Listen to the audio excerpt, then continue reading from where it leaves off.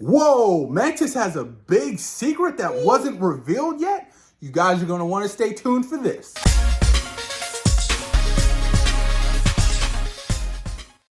What's going on, moviegoers? If you're new to the channel, my name is Christian. Welcome to SeaWorld Productions. I hope you guys all had a wonderful Thanksgiving and you guys ate tons of food and we're thankful for the loved ones in your life, you guys. Now, I finally have saw the Guardians of the Galaxy Holiday Special, which just dropped this Friday, Black Friday. If you guys are out there shopping, boy, oh boy, good luck, because we all know how Black Fridays can get. But the Guardians of the Galaxy Holiday Special was something I was looking forward to.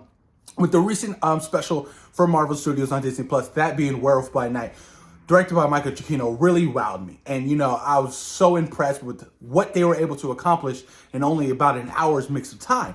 And it was so well done. The love, the craft, everything put into that special was phenomenal. It's definitely something I will go back and revisit every Halloween, every single year for Marvel Studios. It's just top tier. And, you know, with Guardians of the Galaxy, the holiday special evolving around Christmas, that got me a lot excited because I love the whole Christmas theme. I love the Christmas element. And you incorporate, you know, the Guardians of the Galaxy, you're going to have a lot of fun. And boy, oh boy, this special was only about 45 minutes and it didn't disappoint. It really, James Gunn and everybody involved captions the essence of Christmas. It was so much fun seeing the animated future.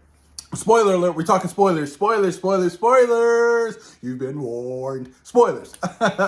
But, you know, at the beginning, seeing how, you know, Peter Quill was a kid and Kraglin and Yondu about, you know, their experience with Christmas and how Yondu kind of ruined that for Peter Quill and, you know, all the what do they call it? What do they call Earth? Terran? I think it's called Terran. You know, and, you know, all the, you know, the traditional stuff us humans do on Earth, you know, Kraglin and, you know, not necessarily Kraglin, but Yondu. You know, Yondu wasn't fond of it, you know, and he was like, this isn't enough. Don't do this, you know. But there was more to that story that didn't really get explained by Kraglin, because Kraglin told the story to Drax and Mantis and Nebula and Groot and Rocket. So they all knew what Christmas meant to Peter Quill, Star-Lord. And this story was outrageously bonkers. It really was. I mean, Kevin Bacon has been mentioned in the Guardians of the Galaxy film since the day of time, you guys.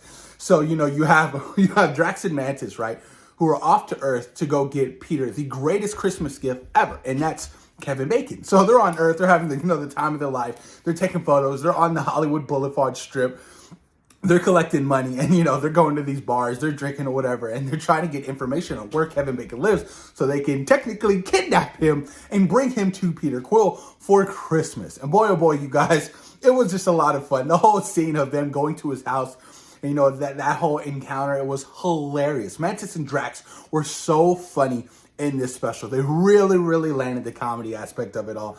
You know, those two together, I definitely need more of. But Mantis has a big secret that she hasn't really told anybody. And by all means, you guys, this shit totally flew over my head too. I was like, oh shit.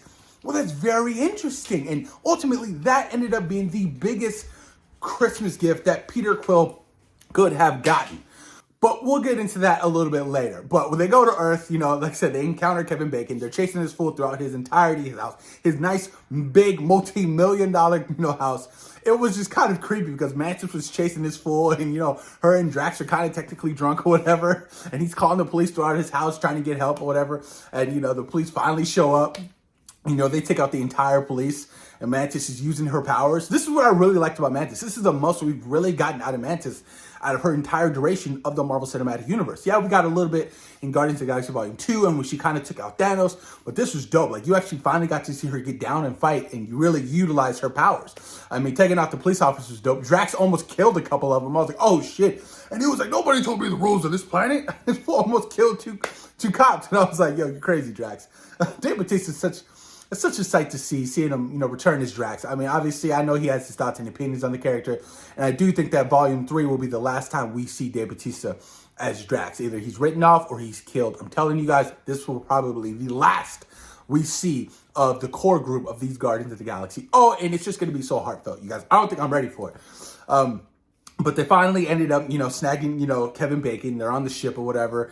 You know, they go back to, you know, whatever planet that Peter's on, and, you know, they kind of surprise him with the ultimate Christmas gift. He comes outside, he sees Groot running, and, you know, everything's decorated, the lights, the music, and everybody's coming out, Merry Christmas. It was just heartfelt. It was beautiful because you really, you understand what Christmas means to Peter, and to see him kind of, feel that joyfulness in that moment was definitely, a great moment to experience. And, they bring out Kevin Bacon in this big old Christmas box. And he was like, guys, I can't breathe in here. There's not that much oxygen. And then Peter's like, what the fuck? There's somebody in here? And he unties it, and it's Kevin Bacon. And he's like, you kidnapped somebody and you brought him here?